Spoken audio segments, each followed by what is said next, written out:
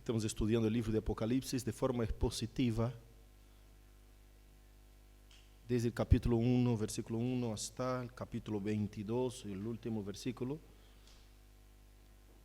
Hace un par de reuniones que estamos exponiendo el texto de Apocalipsis y hemos llegado hasta el momento en el capítulo 14 y hoy damos cierre al capítulo 14. Capítulo 14 de los versículos 14 al 20. Capítulo 14, versículos 14 al 20. Usted puede acompañar conmigo de forma silenciosa mientras yo leo el pasaje para nuestra meditación en esta mañana. ¿Ya han todos encontrado? Aleluya. Dice así la santa palabra de Dios. Miré y he aquí una nube blanca, y sobre la nube uno sentado semejante al Hijo del Hombre, que tenía en la cabeza una corona de oro y en la mano una hoz aguda. Y del templo salió otro ángel clamando a gran voz al que estaba sentado sobre la nube: mete tu hoz y ciega, porque la hora de cegar ha llegado, pues la mies de la tierra está madura. Y el que estaba sentado sobre la nube metió su hoz en la tierra, y la tierra fue cegada. Salió otro ángel del templo que está en el cielo, teniendo también una hoz aguda. Y salió del altar otro ángel que tenía poder sobre el fuego, y llamó a gran voz al que tenía la hoz aguda, diciendo: mete tu hoz aguda y vendimia los racimos de la tierra, porque sus uvas están maduras. Y el ángel arrojó su hoz en la tierra y vendimó la viña de la tierra, y echó las uvas en el lagar, en el gran lagar de la ira de Dios. Y fue pisado el lagar fuera de la ciudad, y del lagar salió sangre hasta los frenos de los caballos por 1700 estadios. Vamos a orar. Querido Dios, en tu presencia estamos en esta mañana para exponer tu santa y poderosa palabra. Tu palabra es suficiente para cambiar el hombre, para amonestarnos y enseñarnos a caminar en tu voluntad, para hacer con que arrepintamos, Señor, de nuestros errores y pecados. Tu palabra es poderosa para levantar al caído, para hacer con que, Señor, los oídos sean destapados y los ojos sean abiertos para que vean. Tu palabra, Señor, es suficiente, apenas tu palabra. Hable con nosotros, ordene una palabra tuya, Señor, desde el reino espiritual, desde tu reino celestial, para que toda cadena sea rota en esa mañana y que cada uno pueda, Señor, recibir de la porción de tu Espíritu para su conversión y para su edificación, en el nombre de Jesucristo. Que tú crezca, que yo mengue, sea tú glorificado a través de ese mensaje, en el nombre de Jesús. Amén y amén. Pueden tomar su asiento.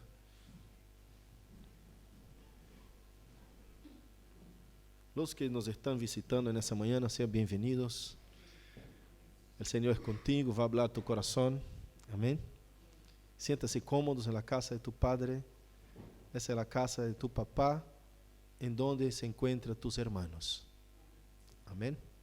Así que no te sientas un ajeno en el nido, sino que un amigo en la casa del Padre, un hermano cómodo. El texto que hemos leído es un texto que termina de cerrar el capítulo 14 que estamos estudiando. Pero cuando leo ese texto, los aspectos que saltan a mi vista en la lectura inicial son: ¿quién es el que está sentado sobre la nube? Vemos en el versículo 14 que nos dice que la visión de Juan, él vio uno que estaba sentado sobre la nube. Ese aspecto inicial nos hace levantar una pregunta: ¿quién es ese que está sentado sobre esa nube?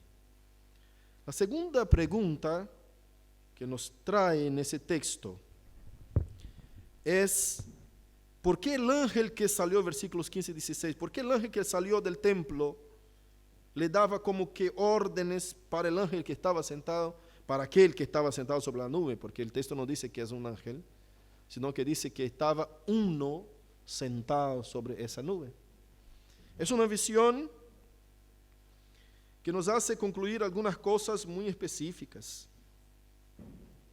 Por ejemplo, es obvio que estamos viendo acá, en esa visión, una comparación a la cosecha que era de costumbre y de pleno conocimiento de la gente que Juan escribía, para que ellos comprendieran el lenguaje, haciendo esa comparación de una cosecha, para que comprendieran de qué manera el Señor, el Dios de los cielos y de la tierra, habría de venir cosechar a sus uvas, que somos nosotros, cosechar a la vid.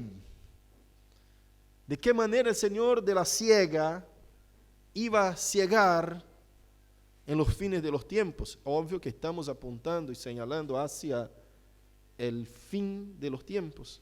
Estamos mirando para ese texto, en esa comparación, mirando hacia el texto para comprendernos el juicio final.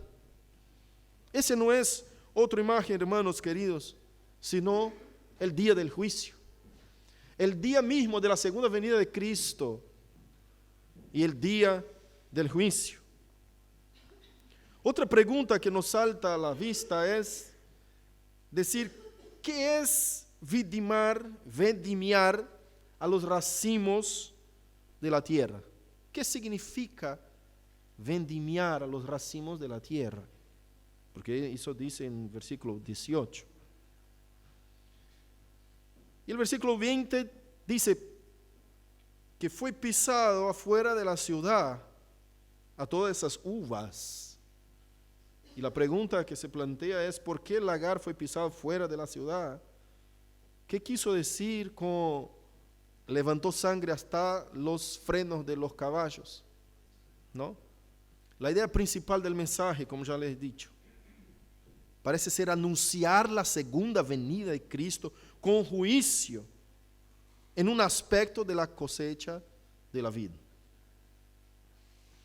Un lenguaje fácil para que la gente pudiera comprender. Obviamente que Juan acá, que está escribiendo, está compartiendo una visión dada por Dios. Y el objetivo de ese mensaje que vemos en ese pedazo de texto, capítulo 14, versículos 14 al 20, es mostrar que el Señor Jesús cumplirá su plan de llevar a cabo su obra y separar a los hijos del reino para su gloria celestial y vengar a la sangre de los santos con el castigo eterno a los impíos. Todos los textos que hemos leído que comparten con ese texto, que se conecta a ese texto, como el texto de Daniel capítulo 7 que hemos leído, el texto de Isaías 35 y 34. Si nosotros vamos a Malaquías 4, versículos 1 al 3, vamos a ver declaradamente el mismo texto bíblico hablando que el día del Señor será un día gran y terrible para el impío. Hermanos, muchas veces nosotros escuchamos lindos mensajes acerca del Evangelio y no les voy a ocultar ese lindo mensaje en esa mañana. Pero hay otra faceta del Evangelio, que Dios es amor. Ese es el lindo mensaje. Pero la segunda faceta es que Dios es ira. Y todos nosotros un día seremos destruidos, sea en la cruz de Cristo, en donde se destruye nuestro orgullo, nuestro egocentrismo, a nosotros mismos, y nos rendimos a la cruz de Cristo, y de ahí nacimos de nuevo, porque ese hombre viejo es muerto en la cruz, destruido. o seremos destruidos en la vida final, en el juicio, cuando Dios mismo va a pisar las uvas en el gran lagar de la ira del Dios Todopoderoso. A nosotros nos toca escuchar el mensaje del Evangelio, no solamente de una faceta, sino que de las dos. Porque como la otra reunión ya he explicado, que el amor y la ira caminan juntos, porque el que ama la verdad, con la misma intensidad tiene que odiar o airarse en contra de la mentira. El que ama la justicia odia a la injusticia. Es imposible que las dos cosas se separen. ¿O no es verdad que uno ama tanto así a la verdad, si camina también con la mentira? O quizás no sea tan verdad que uno ame tanto a la justicia o a la santidad, si camina tanto con la injusticia y con el pecado, su vida. Así que vemos de esa manera que seremos destruidos por Dios de una de las dos maneras. Y acá te presento las dos facetas del Evangelio. La destrucción en la cruz, muriendo para ti mismo, como la Biblia está repleta de pasajes diciendo que este viejo hombre tiene que morir, tenemos que despojarnos del viejo hombre, como dice Efesios capítulo 4, y vestirnos del nuevo hombre que vive para la justicia, nacido en Cristo Jesús, como Jesús mismo expuso en Juan 3 a Nicodemos, necesario es nacer de nuevo. Este nuevo nacido es el único que te hace llegar ante el trono celestial y no ser juzgado y condenado por los pecados que ha cometido en toda tu vida, recibiendo el pago digno que es la condenación eterna de Romanos 6:23. La paga del pecado es la muerte, pero el don gratuito de Dios es la vida eterna en Cristo Jesús. Así que una vez redimido por ese Salvador, tu vida es digna de adentrar por mérito ajeno de otro, por mérito de Cristo, en el trono de la gracia, justificado. ¿Sabe qué es ser justificado? Entrar justificado ante ese trono. Es un trono de un juez justo, puro, santo, que sus ojos no pueden contemplar al mal y el pecado. Y cuando mira hacia ti, esos ojos penetrantes que invaden tu alma y tu íntimo, en donde nada puede estar oculto, ¿sabe qué es que hace con que Él no vea tus pecados? La sangre del Cordero. No es ninguna acción tuya, no es ninguna obra tuya, no es nada que hiciste, sino que la obra de aquel que murió en la cruz del Calvario, que derramó su sangre, te limpió de tus pecados y te justificó. Porque cuando usted entra en ese trono, Él dice: este está justificado. Justificar es poner justicia en donde no había. Vos eras injusto por tus pecados y Cristo te justifica. Así que mirando ese Dios todopoderoso, con sus penetrantes ojos que escudriña tus pensamientos, Él mira hacia ti y dice: yo veo una justificación en esa vida. Ya la condenación no hay. Romanos 8, por tanto ahora ninguna condenación hay para los que están en Cristo Jesús, que no andan según el viejo hombre, la carne, que ya está muerto, destruido ese viejo hombre en la cruz, sino que conforme según el Espíritu, el nuevo nacimiento. Así que ese Cristo poderoso nos va a destruir tarde o temprano. Tarde, cuando todos digan, es tarde de más. Tarde me refiero al gran día del juicio, en donde allí habrá llanto y crujir de dientes. Tarde, Dios quiera, amada iglesia, que no sea tarde de más para ti. Usted, oyente que me escucha en esa mañana, que no sea tarde de más para ti. Que tus pies sean ligeros para caminar en la verdad y no afuera de ella. Que tus oídos sean atentos para escuchar el mensaje del Evangelio mientras a tiempo. Que tus ojos sean desvelado, para que usted pueda ver la magnífica gloria de Cristo en la cruz del Calvario, cuando éste te redime y te quita tu culpa, para no llegar en ese gran y terrible día del capítulo 14 culpable, porque acá sí será demasiado tarde. Hoy es el día de salvación, es hoy el tiempo para arrepentirse. Si usted mira bien el pasaje, vas a notar que está dividido en dos grandes grupos. Desde el versículo 14 hasta el versículo 16, vemos ahí el mismo Señor Jesús, porque ¿quién es este que está sentado sobre la nube? Ahí yo quiero caminar un poquito contigo por los textos bíblicos, así que prepare tu Biblia, pero antes te voy a mostrar esos dos grandes pasajes, esas dos grandes partes en ese texto. Vemos ahí una cosecha en la primera parte, versículos 14 a 16, que respecta a la cosecha de los salvados. La segunda parte, versículo 17 hasta el 20, vemos lo que respecta a la cosecha de los impíos. Quiero que usted vaya conmigo a Isaías 63.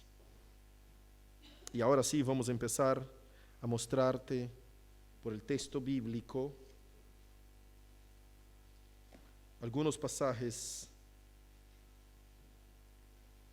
fundamentales para comprender quién es este que está sentado sobre este gran trono blanco. Esta gran nube blanca. Isaías 63. Yo quiero leer contigo desde el versículo 1.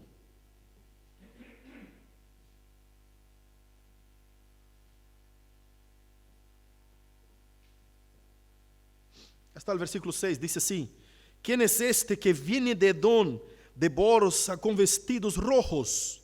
Este hermoso en su vestido, que marcha en la grandeza de su poder. Yo, el que hablo en justicia, grande para salvar. ¿Por qué es rojo tu vestido y tus ropas como del que ha pisado el lagar? He pisado yo solo el lagar, y de los pueblos nadie había conmigo. Los pisé con mi ira y los hollé con mi furor, y su sangre salpicó mis vestidos y manché todas mis ropas. Porque el día de la venganza está en mi corazón, y el año de mis redimidos ha llegado. Miré, y no había quien ayudara, y me maravillé que no hubiera quien sustentase, y me salvó mi brazo, y me sostuvo mi ira. Y con mi ira hollé los pueblos, y los embriagué en mi furor, y derramé en tierra su sangre. Ese texto está refiriéndose al único que puede hollar al lagar de la ira del Dios Todopoderoso.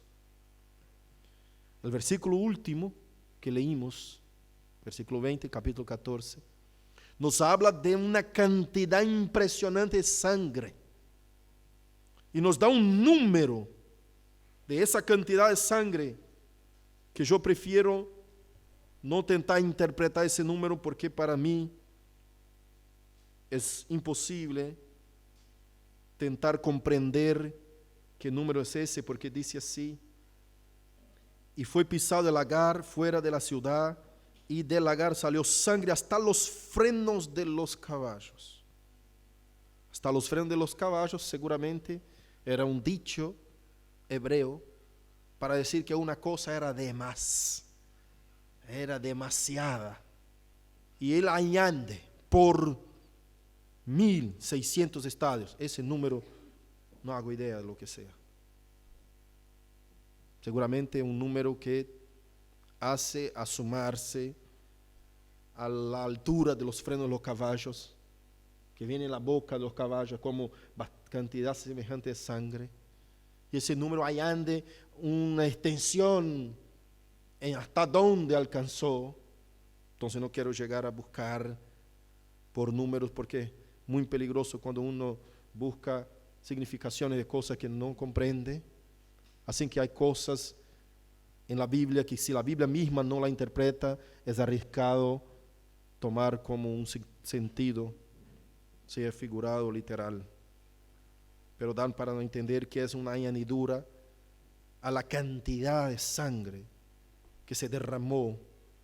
Hay muchos comentaristas que intentan aventurarse en un camino de poner significación a esos números. Yo me quedo acá en donde el Espíritu de Dios nos revela por su misma palabra. Quedamos en silencio. Amén. Así debe ser con el intérprete que quiere ser fiel a la Escritura, hermanos. Pero vemos una cantidad impresionante.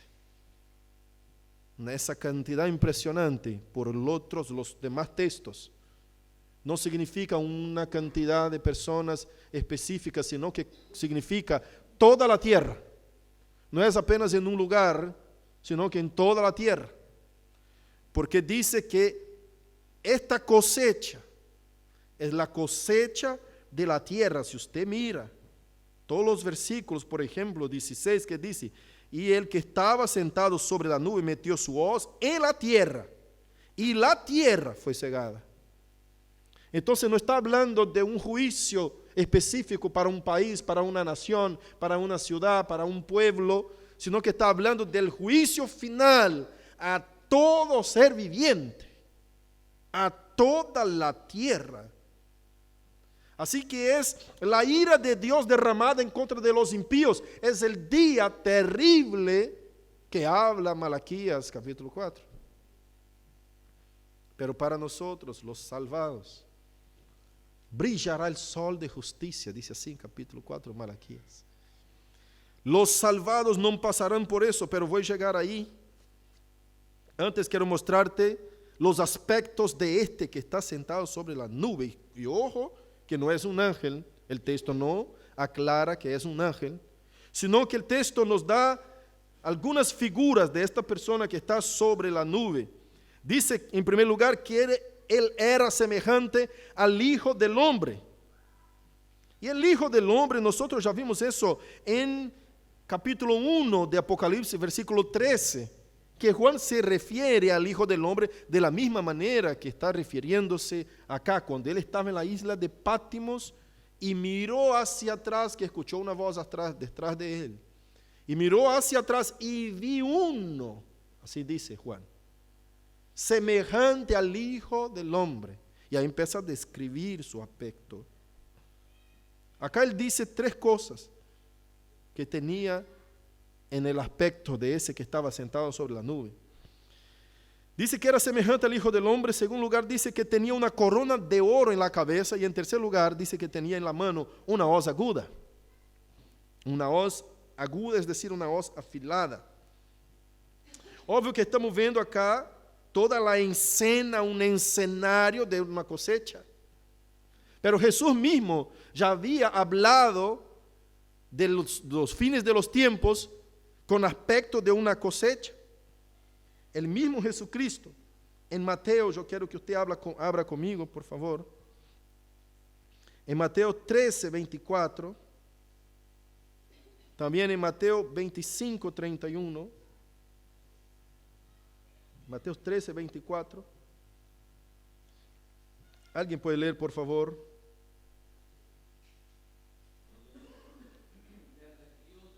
Hasta el 30. Ujú.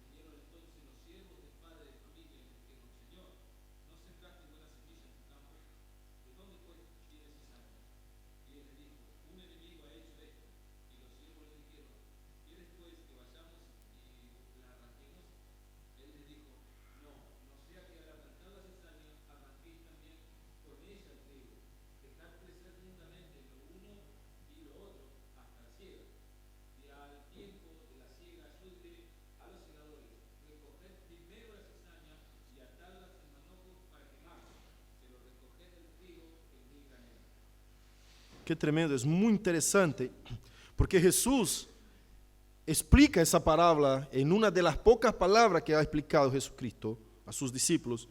Desde el versículo 36, Marcelo, si puedes seguir leyendo, hasta el versículo 43, Jesús explica qué significa esa parábola.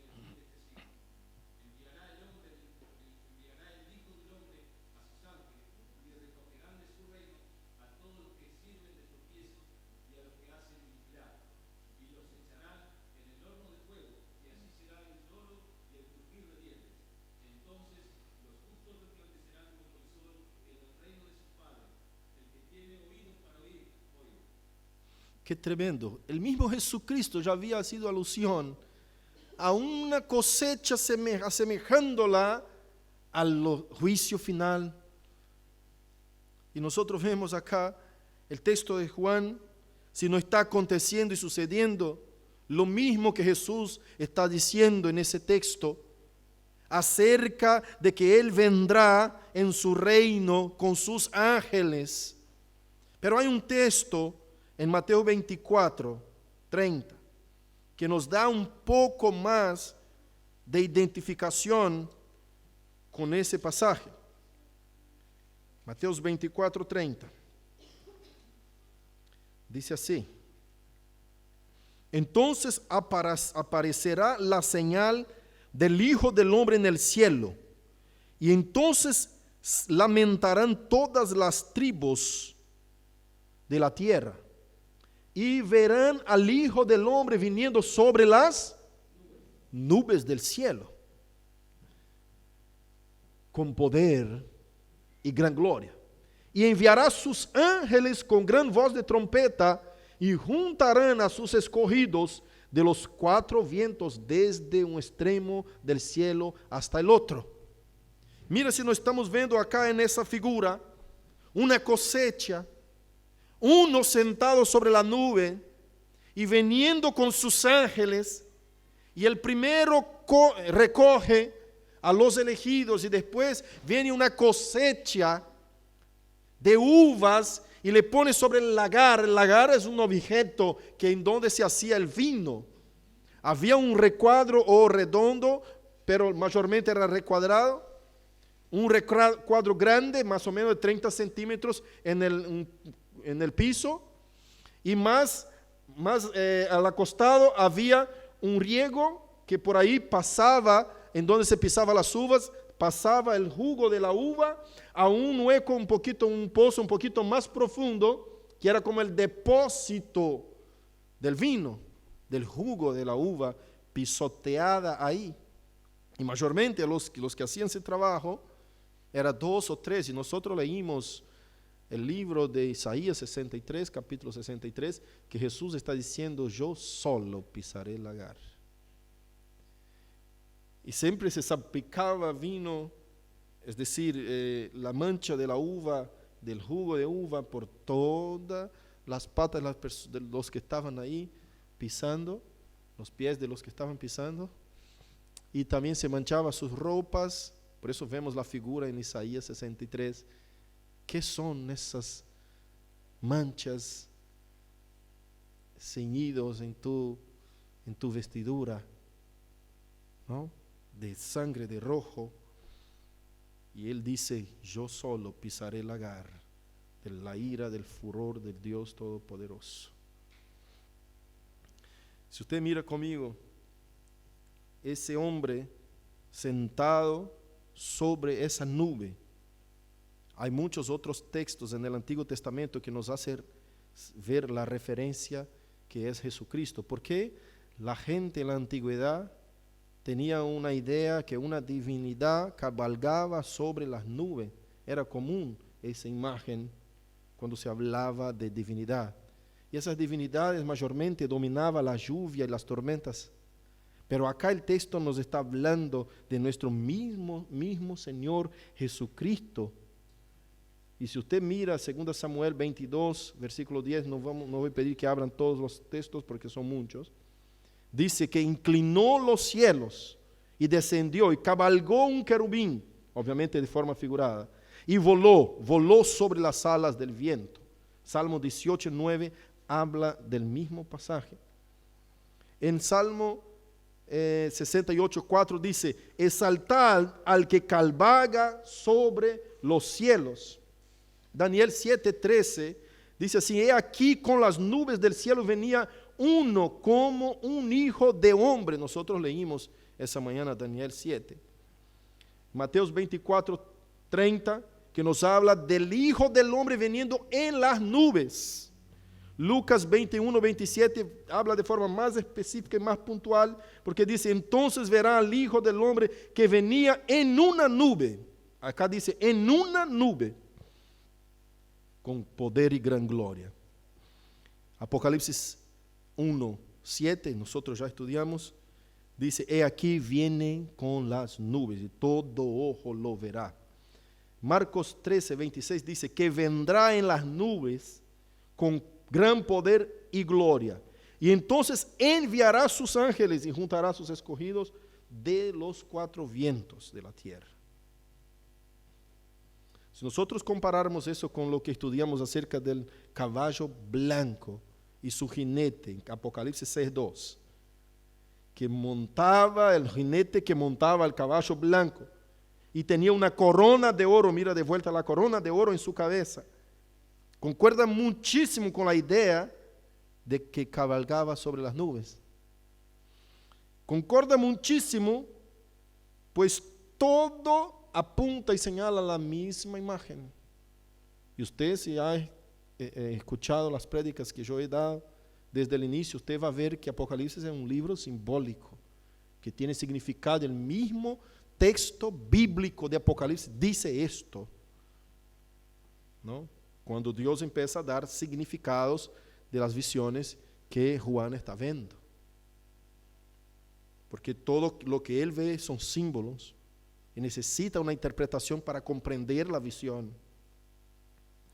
Entonces vemos que este que está sentado sobre la nube, aunque Juan no haya dicho acá en ese pasaje que es Jesucristo, los demás textos apuntan y señalan sin sombra de duda que este que está sentado sobre la nube es Jesucristo, y Él viene primeramente a cosechar sus elegidos, a su iglesia primeramente, y después despeja sobre la tierra con toda la tormenta al castigo eterno para los impíos.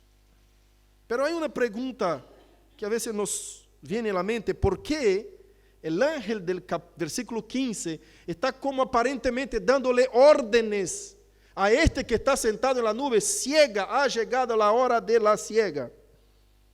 Y eso me hizo buscar y estudiar profundamente.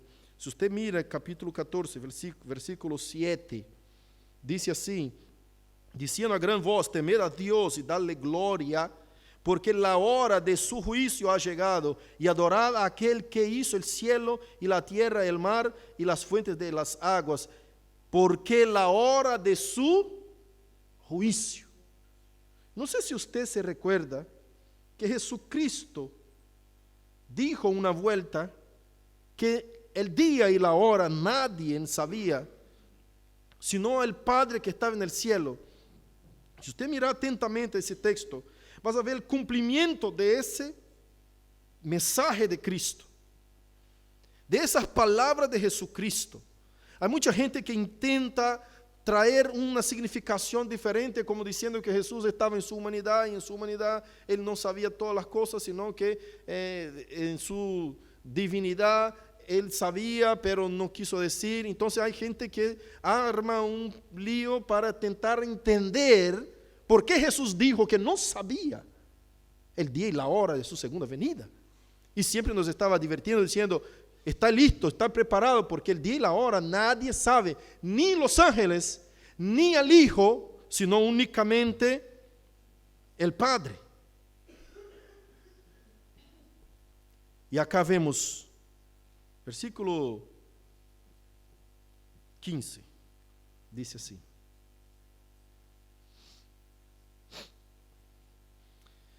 y del templo salió otro ángel clamando a gran voz al que estaba sentado sobre la nube. Estaba clamando al que estaba sentado sobre la nube. Y cuando me puse a estudiar eso, hermanos, yo dije: ¿cómo ese ángel va a decir: mete tu hoz y ciega, porque la hora de cegar ha llegado? ¿Cómo está dando una orden? Entonces fui a buscar esta palabra en el original griego. Mete, es como una anunciación. Él viene y se clamar en gran voz. Es un anuncio. Como si este ángel fuera un intermediario entre el Padre y el Hijo para llevarle la noticia de que el Padre le había dado: es llegada la hora. Si usted mira el versículo 7, nos dice: porque la hora de su juicio ha llegado.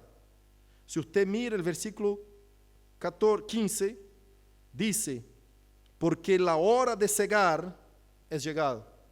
Obvio que habla con todas las letras acá del juicio, el versículo 7, en cuanto que el versículo 14 está haciendo una comparación con una cosecha, por eso dice la hora de la siega. Hermanos, es como si fuera lo que Cristo está escuchando acá, es el destino final del Padre diciendo, la decisión final del Padre diciendo: es llegada la hora, hijo, cosecha. Y el ángel apenas anuncia: cosecha la tierra, que ahora es llegada.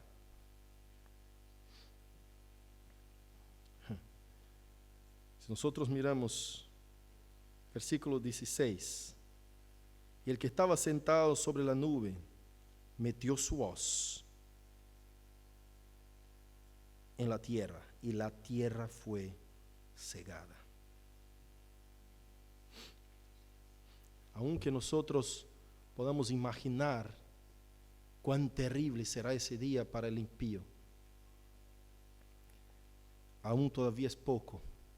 Porque acá en el versículo 16 cierra el momento en que el Señor Jesús mismo ciega a los elegidos y lleva para su gloria celestial. Del versículo 17 vemos una desesperación, porque esa cosecha no es para redención, no es para redimir. Esa cosecha del versículo 17 adelante es para echar al lagar de la ira del Dios Todopoderoso. Esa cosecha es para el juicio y la condenación eterna.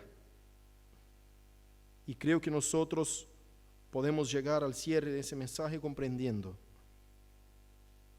que para los salvados el juicio de Dios no llegará con venganza a tu vida. El texto del versículo 20 nos dice que será pisado fuera de la ciudad. Y esa palabra fuera de la ciudad significa quitar del lugar santo.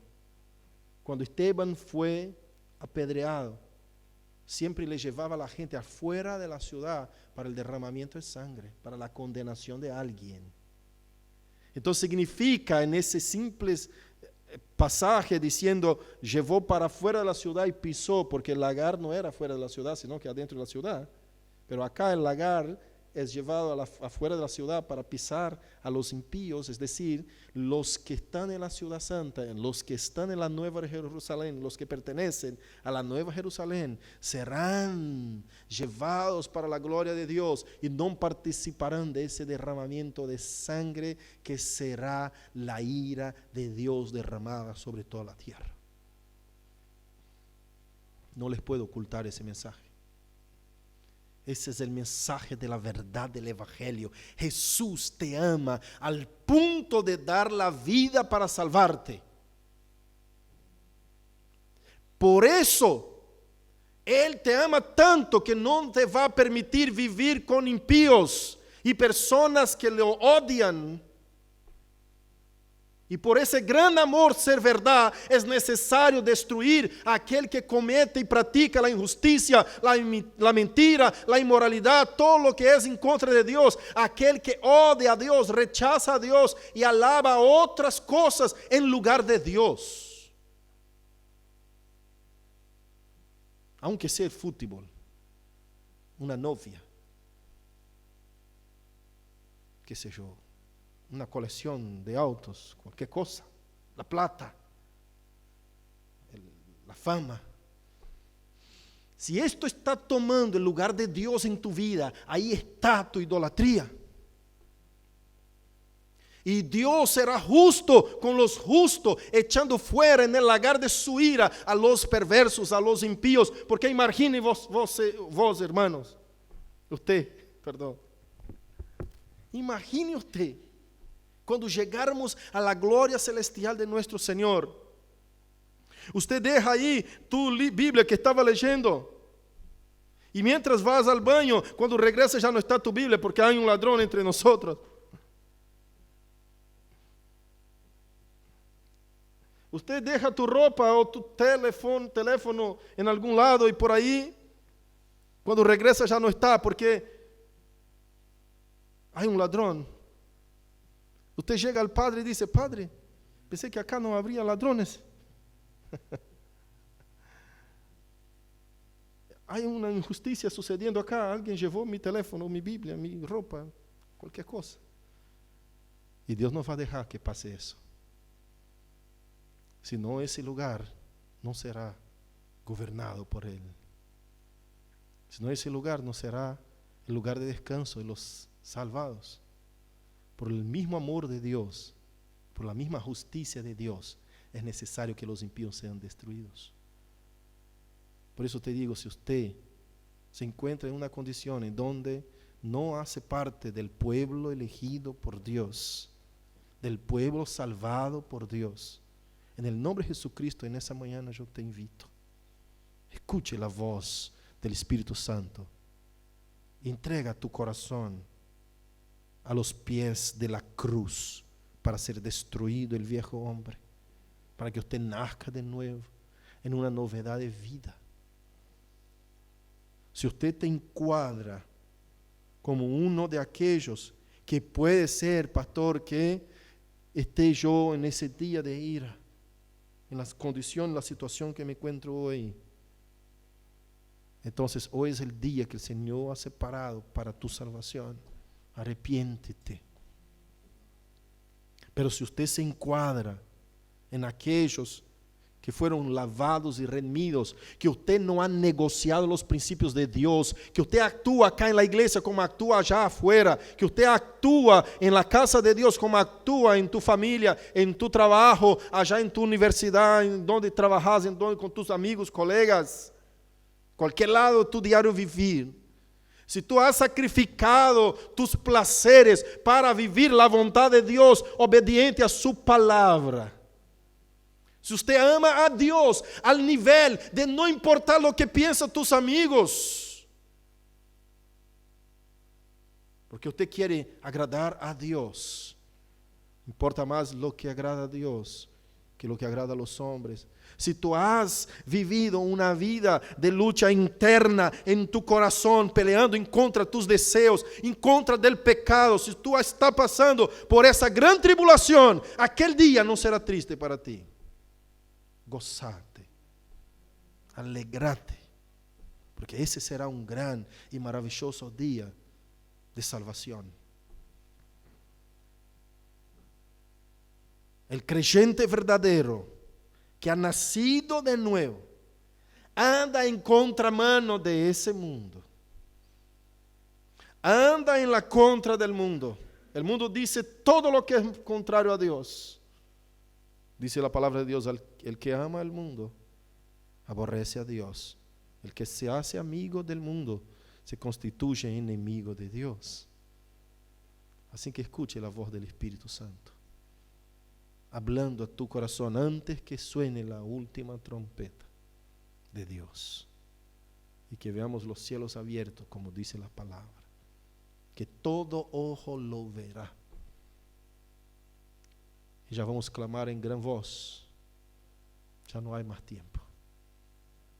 Que no sea demasiado tarde, en nombre de Jesucristo, para ti.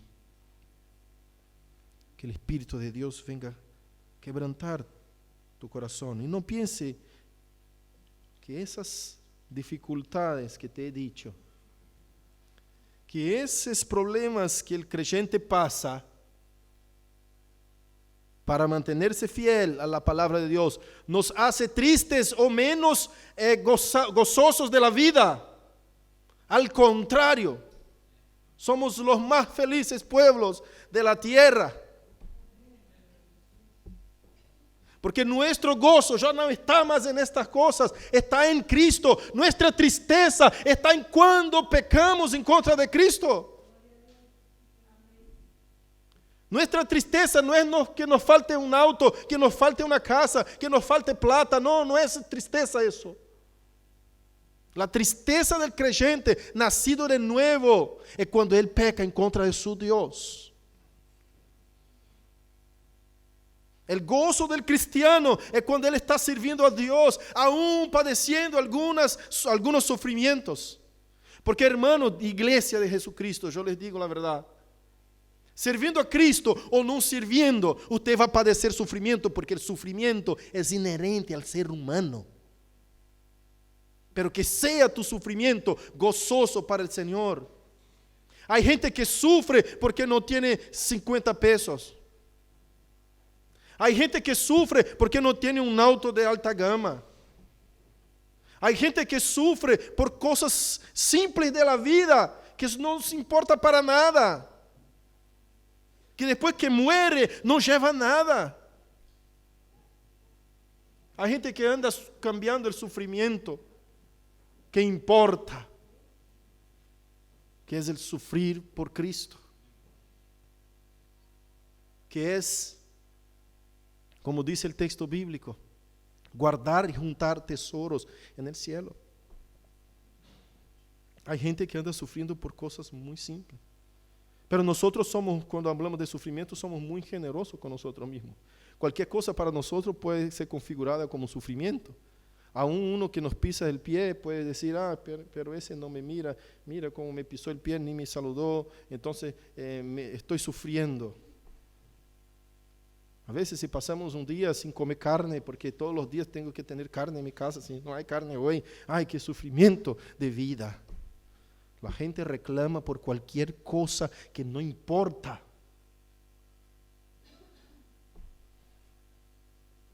Quiere tener y tener y tener y tener más y más y nunca se llena. ¿Sabe por qué no se llena nunca? Porque el vacío es interior y espiritual. No es con lo material que se llena ese vacío del ser humano. Tenemos que ir buscar en la fuente inagotable y no en la fuente que se agota. Buscar el que no perece y no lo perecedero. Buscar lo que no se corrompe, el incorruptible y no el corruptible. Ahí es donde debemos poner nuestro tesoro, porque dice la palabra, en donde está nuestro tesoro, ahí también está nuestro corazón.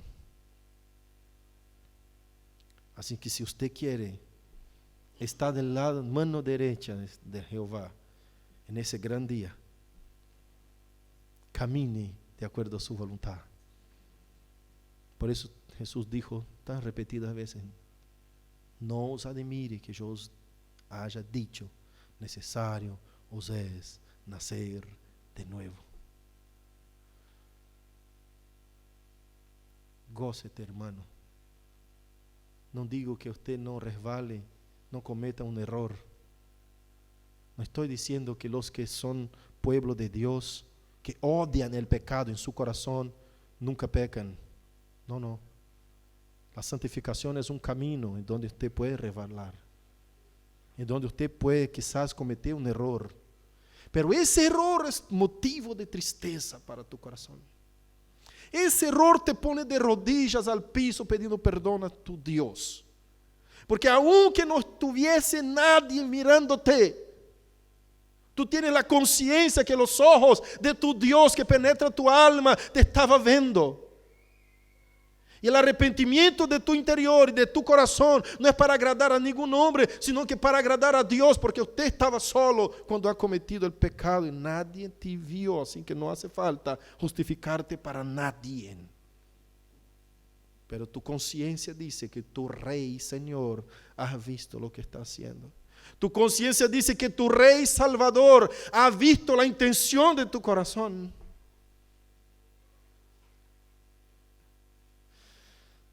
Este es el hombre que Dios ama. Así que puede que usted peque como David ha pecado y los hombres de la Biblia han pecado como nosotros pecamos. Pero nosotros enseguida nos enteramos, nos damos cuenta que hicimos algo que ofende a Dios. Y nos doblamos la rodilla. Pero aquel que ama el pecado se aleja de Dios cada vez más a largos pasos y traga al engaño y la mentira como si estuviera tomando una rica gaseosa.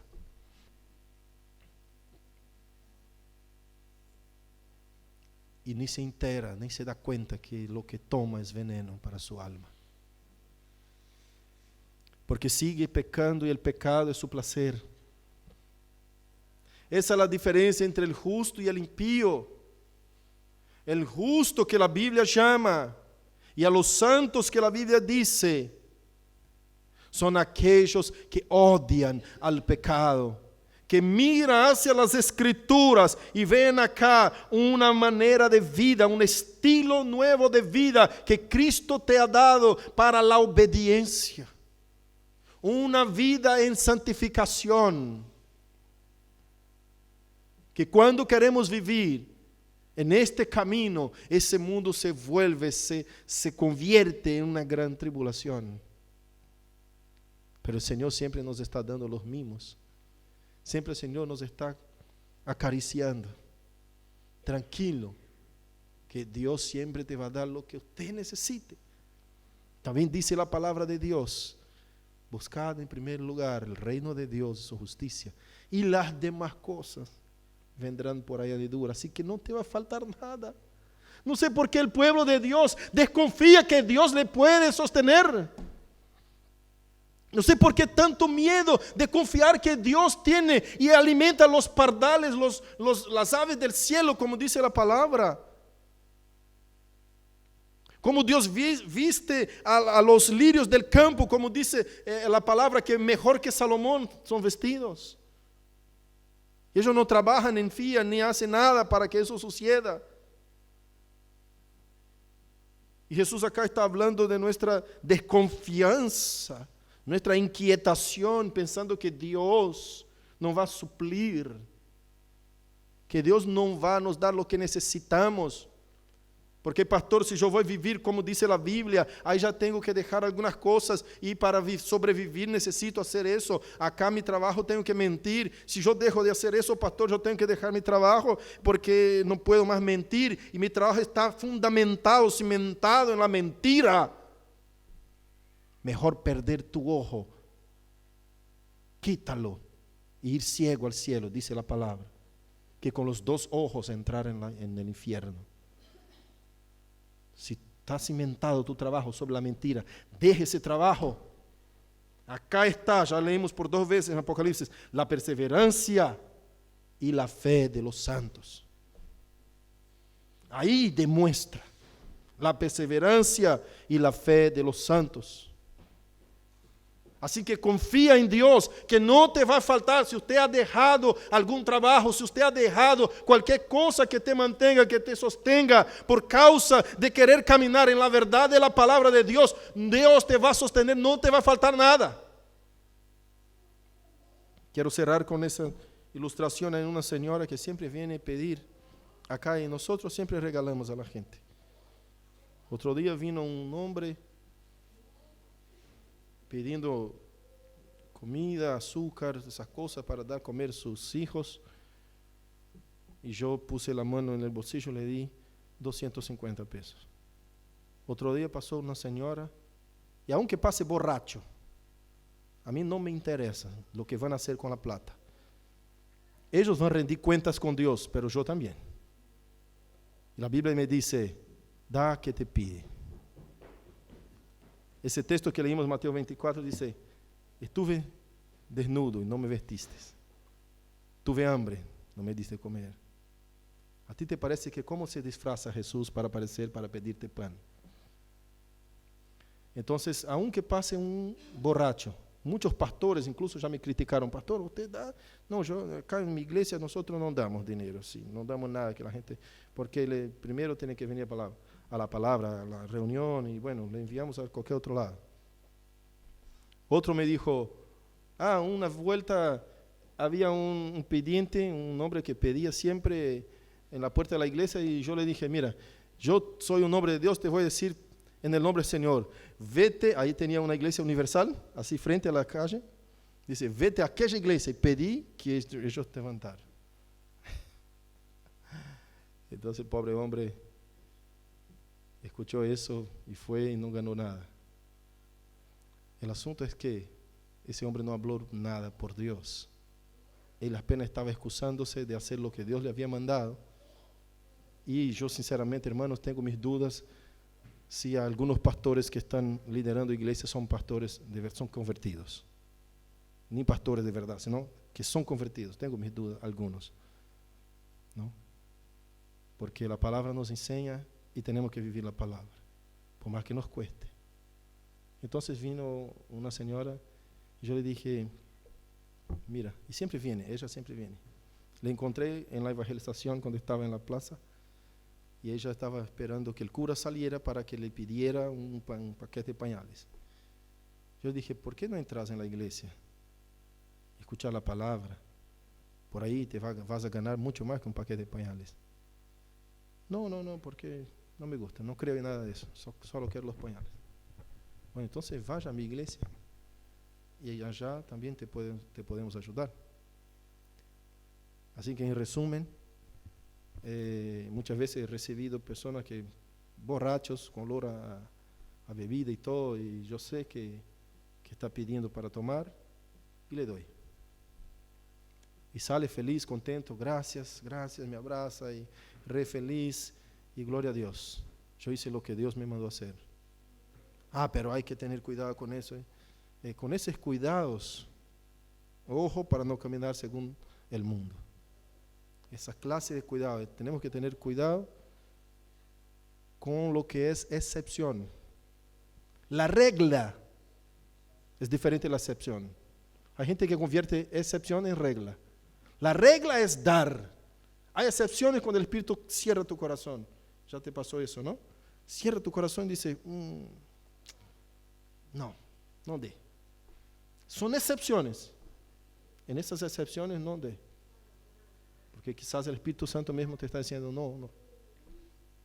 Pero no es la regla. Hay gente que la regla es no dar. Excepcionalmente, a alguno le da. Está mal eso. No es bíblico. El texto es muy claro. A no ser que no entendamos el texto o queremos disfrazar que no entendemos, ¿no? El que te quiere demandar contigo y te pide la capa, dele también la túnica. El que te golpea la mejilla derecha, dele la izquierda. De a quien te pide prestado, de a quien te pide, ¿no? Y no negues. Entonces el texto es literal, ese texto es Mateo, Jesús está hablando de forma literal. No es como está hablando Apocalipsis, que es forma figurada, pero eso es un texto de una enseñanza de Jesucristo. Así que esa señora vino y yo le dije, el nombre de ella, no le voy a revelar para guardar su identidad. Le dije, mira, eso te voy a dar, pero eso perece. El día de mañana usted está de vuelta pidiendo. ¿Sabe por qué te doy? Yo te doy porque soy obediente a Cristo. Y en darte, creo que el cielo refleja la bondad de Dios a través de mi vida. Y el anhelo de mi corazón es por ese regalo, vos un día salga de ahí y quiera vivir como yo, confiado en el que nos da todas las cosas. Y que en vez de andar pidiendo, vas a estar haciendo como yo, regalando. Mi esperanza es que tu vida cambie. Por eso yo te invito para que venga a la reunión, para escuchar y recibir y comer del alimento que no perece. Entonces el anhelo de mi corazón es que tú también seas parte de ese reino que te transforma, que te cambie. Mi sueño es verte lejos de esas calles pidiendo, viviendo con tu familia, cuidándola. Y cuando alguien golpea tu puerta, como vos estás haciendo hoy, usted puede decir, acá está. A mí no me importa si vos estás mintiendo. Cada semana ella viene y viene con una historia diferente. Hoy necesito eso. Incluso yerba ya me pidió. ¿Tienes yerba? Quiero tomar un mate. Sí, le doy yerba. Y otro día me pidió dinero. Necesito cualquier ayuda porque murió mi hija, tengo que ir a visitarla. Bueno, te doy 100 pesos. Por hoy es lo que tengo. Los hermanos saben que yo vivo de fe. Vivimos de la provisión de Dios. No gano plata, no trabajo con fin de ganar plata. El trabajo mío es ganar las almas para Cristo, así como de muchos de esa iglesia. Verlos cambiados por el poder del Evangelio para que el día de juicio no pasen por lo que está descrito acá, en el capítulo 14 de los versículos 17 al 20. Entonces, siempre doy, nunca me ha faltado. Nunca me ha faltado. Viene uno, siempre nos regala, viene otro de Brasil y regala, y ahí después uno encuentra mi teléfono, me llama y dice, pastor, ¿usted está en Argentina? Sí, mira, pásame tu cuenta que quiero enviarte una ofrenda. Ni conozco, así hace Dios. Milagros. David está probando ahí algunos milagros, porque vino por fe, está viviendo por fe, pela fe y para la fe. Y Dios está sosteniendo, le está dando de ver bendiciones que hace el Señor.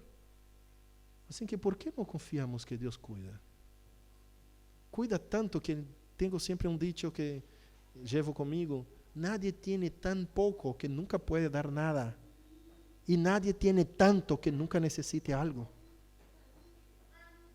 Así que, dice la palabra que es dando que se recibe. Más bienaventurada cosa es dar que recibir. ¿Y por qué no? ¿Y por qué no actuamos en eso? ¿Por qué? Si todo creyente fuera diezmista, no faltaba nada en la iglesia. ¿Por qué uno no es, y diezmo no es fidelidad, no es donación, es fidelidad? Diezmo es devolución, no es donación. Y hay muchos creyentes que no son fieles al diezmo. Sepa ustedes, hermanos, que yo de lo que recibo, de ofrendas que vivo. Y yo he aprendido a vivir de ofrenda porque yo era empresario toda mi vida. Yo nunca viví de ofrenda. El Señor me entrenó a vivir de ofrenda. Porque cuando uno me iba a entregar algo, yo no quería recibir porque tenía, no sé, alguna cosa como que voy a usar tu dinero, algo así. Me pasaba que soy indigno de tomar de tu sudor y comer, comprar comida para mi familia, ¿no? Yo tengo que sudar para eso. Entonces el Señor me fue enseñando, vos estás sudando con el trabajo del Evangelio. Si usted te ocupa de otra cosa, no podés trabajar con eso. Yo te llamé para eso. Sé humilde, aprende a recibir. Entonces tuve que quebrantar también mi orgullo, que uno quizás tiene vergüenza a veces, yo tenía algunas veces vergüenza, diciendo, wow, ¿cómo voy a recibir de esa persona que parece que no tiene menos que yo? Pero viene de tanto corazón que es, la vergüenza sería no recibir, es decir, es una deshonra a la fidelidad de esa persona para con Dios cuando usted rechaza una ofrenda. No importa el valor. Entonces, el Señor me fue entrenando, me fue enseñando a vivir. Y yo con lo que recibo, soy fiel en los diezmos. Un día voy a llamar a un pastor que es amigo, en donde nosotros compartimos algunas cosas muy íntimas del ministerio para que venga a predicar acá. Para compartir algunas cosas con la iglesia. De todo que recibo soy fiel en diezmo. Yo no diezmo acá en esta iglesia, porque para mí es como si yo estuviera poniendo, como si no estuviera devolviendo a Dios, ¿me explico? Aunque el diezmo acá no es administrado por mí, es administrado por el consejo de la iglesia, porque es así que funciona una iglesia presbiteriana. Yo ni toco en la plata. No sé ni cuánto tenemos en cajera. Entonces, soy fiel al diezmo y tengo 3 misioneros de aquel recuadro, 2, que yo ofrendo mensualmente en su vida. Y de Jocum, 1, que ustedes conocieron. 3 misioneros que cada mes no fallo. Es muy malo uno que se compromete con las cosas y deja de cumplir. Dice la palabra, mejor no votar que votar y no cumplir. Porque es doble pecado. ¿Por qué? ¿Por qué es doble pecado? Primero, porque no está donando. Segundo, porque está dejando el otro ansioso, esperando, el hermano va a mandar. Está allá en África y usted está comprometido y él será quizás es el dinerito que lleva para pagar el agua de la casa y usted no lo manda ese mes. Doble pecado. Para mí eso es una falla terrible. Entonces, tenemos que ser así, actuar en la palabra de Dios. Actuar. Por eso, ya he confrontado un montón de pastores que me dicen, no, usted no puede donar a cualquiera. Yo dono. Yo tengo que cumplir lo que Cristo me mandó hacer. Ahora, lo que Cristo le mandó hacer a él va a rendir cuentas con Dios. Si va a tomar, si va, no sé. Entonces yo le dije a esa señora, no me interesa lo que va a hacer con la plata. No, pero yo no te iba a meter. No me importa, no me explique. No hace falta que me explique. ¿Qué es lo que vos ya dijiste lo que va a hacer con la plata, ¿sí? Sí, pero a mí no me importa si está mintiendo o hablando la verdad. Lo que me importa es cumplir lo que Cristo me mandó a hacer para un día verte así también. Ese es mi anhelo. Amén. Iglesia, que nosotros podamos actuar de esa manera, comportarnos de esa manera, vivir de esa forma. Y Cristo te va a suplir de todo. Así que no te preocupes con los sufrimientos de esa vida, Cristo te va a suplir de todo.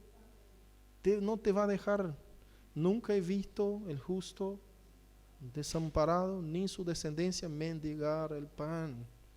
Eso es verdad. Eso es verdad. Oremos al Señor. Querido Dios, tu palabra, Señor, habló en nuestro corazón.